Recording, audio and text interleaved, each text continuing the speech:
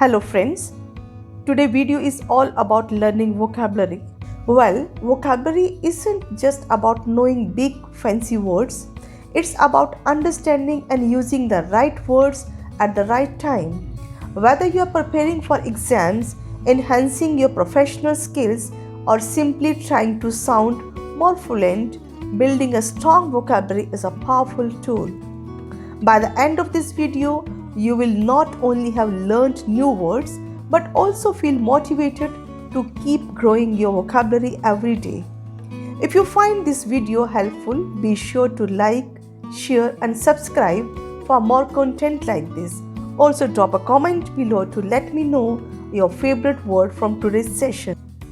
इस तरह के वर्ड्स के लिए हम कौन सी वोकैबुलरी यूज़ करेंगे, तो चलिए आज स्टार्ट करते हैं वोकैबुलरी सेशन को।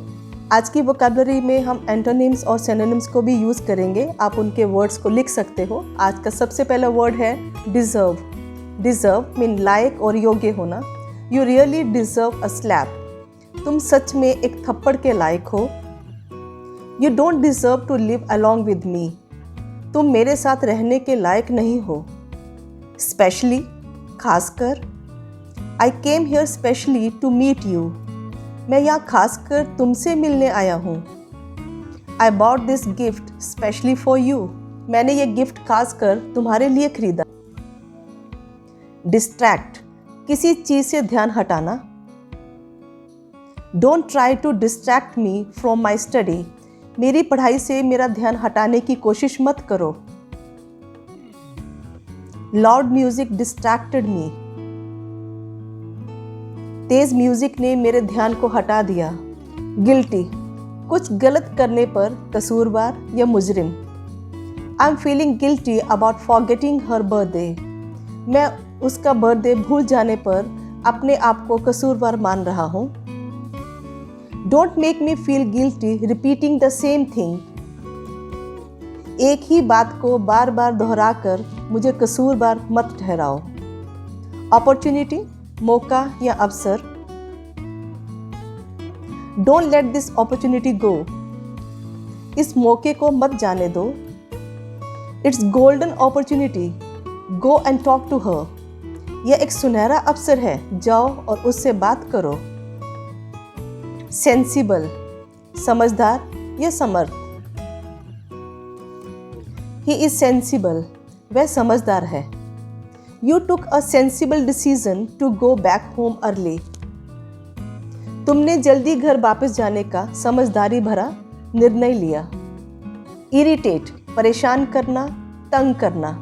Your habit of getting angry at trivial things irritates me. तुम्हारी छोटी छोटी बातों पर गुस्सा होने की आदत मुझे परेशान करती है। Why did you irritate your teacher? तुमने अपने टीचर को परेशान क्यों किया? पोजेसिव किसी चीज को शेयर ना करना। I am so possessive about my bike. मैं अपने बाइक को किसी से शेयर नहीं करना चाहता। She is so possessive about her boyfriend. वह अपने बॉयफ्रेंड के लिए बहुत ज्यादा पोजेसिव है।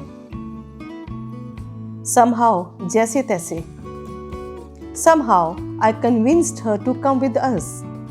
जैसे तैसे मैंने उसे हमारे साथ आने के लिए मनाया। I had financial problems somehow I arranged money. मुझे पैसों की दिक्कत चल रही थी, जैसे तैसे मैंने पैसों का इंतज़ाम किया। Tackle सामना करना और उलझना। Try to tackle the problem. परेशानी का सामना करने की कोशिश करो। Insecure असुरक्षित। अपने पर भरोसा ना होना। She is very insecure about her looks. अपने फैशन को लेकर वह बहुत ज़्यादा बेचैन है या इनसिक्योर है। She feels shy and insecure about strangers. वह अजनबियों के सामने शर्मीली और असुरक्षित महसूस करती है। ग्रीडी मीन लालची या लोभी। Don't be so greedy. बहुत ज़्यादा लालची मत बनो। He is so greedy for earning money.